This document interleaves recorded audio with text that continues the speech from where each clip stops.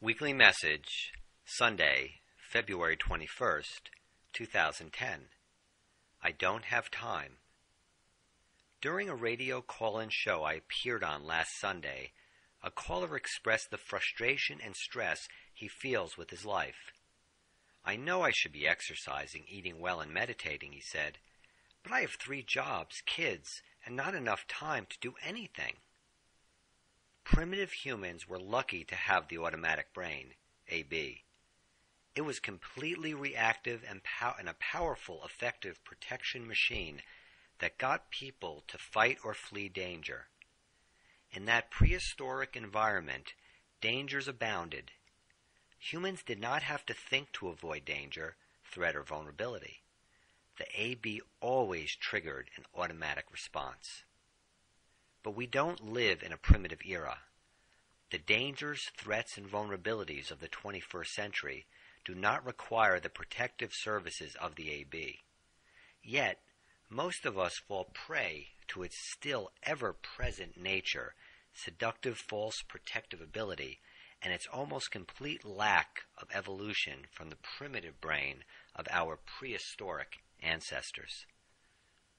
I have written that we are fortunate to possess a mind designed for higher thinking, one that presents us with the power to render the AB irrelevant to our lives. But how do we cultivate this mind? How do we harness it when the draining influence of the AB is so exhausting? How do we believe, trust, and take direction from our mind rather than our AB when the world seems to be crumbling around us and everything screams out for the protection of our primitive brain?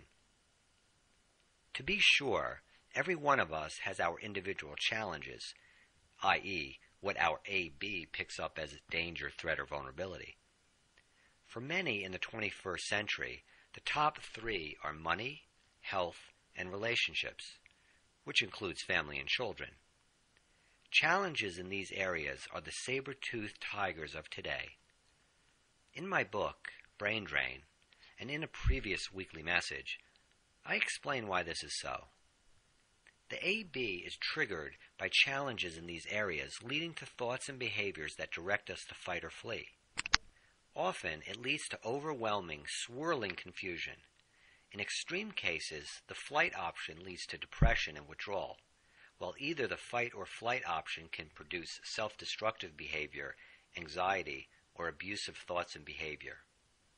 Those overwhelming feelings signal that the AB is in full throttle, draining the ability to believe in the power of the mind.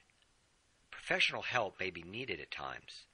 Never let the fact that your AB views seeking help as a defeat or weakness stop you from doing so.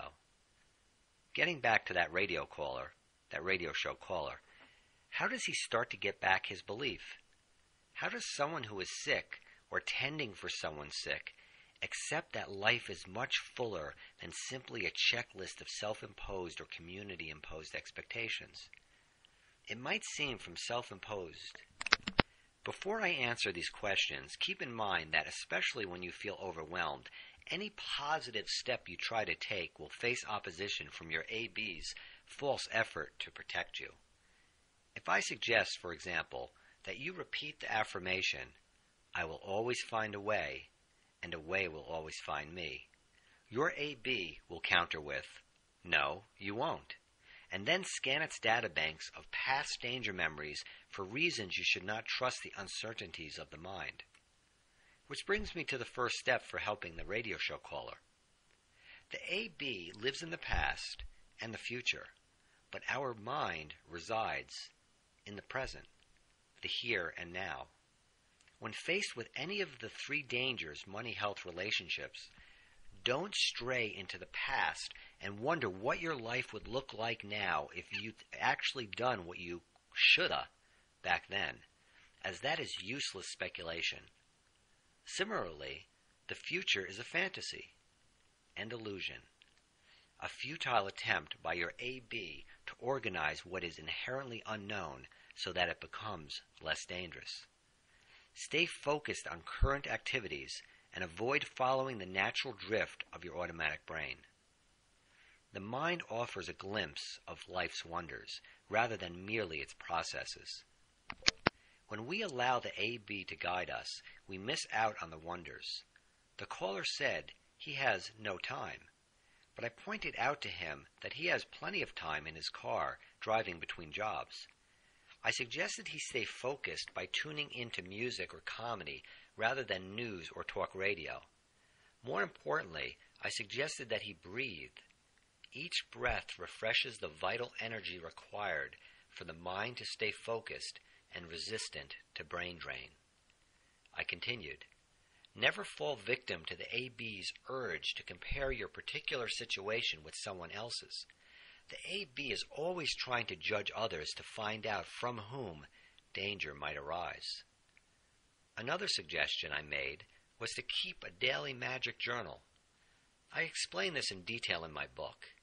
Keeping such a journal makes one very focused on the here and now and helps remind us that despite the ever-present doom and gloom, magical circumstances will always pop up in our life.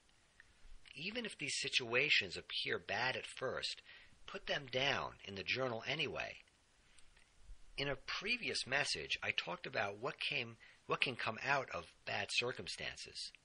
Resist labeling them bad or good. They just are. Warning, your AB will trigger big time with this suggestion. Become aware of the first few moments after you wake up, or times you find yourself smiling inside or laughing about something. See how long it takes before your AB becomes alerted that such happiness and serenity inevitably lead to danger.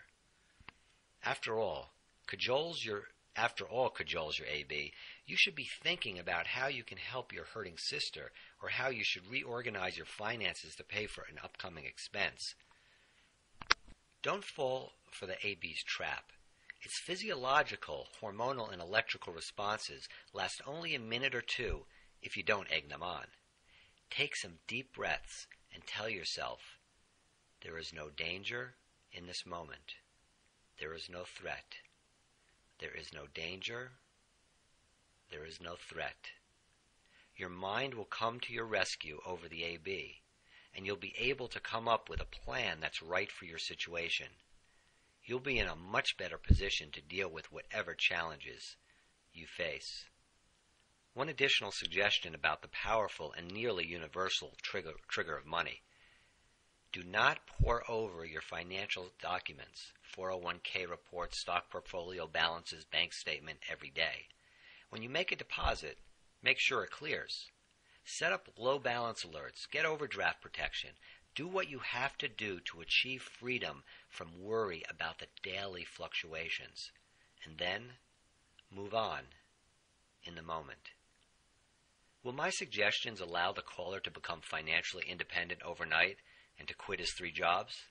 Of course not. But maybe these ideas can start freeing up his mind and all of our minds so we can see that every day is not a burden but an opportunity to grow and be alive and not simply exist. Tapping into our mind is the key to the inner strength and spiritual wonder which, when mastered, guide us along on our journey. Have a great week. This is Dr. Charles Glassman.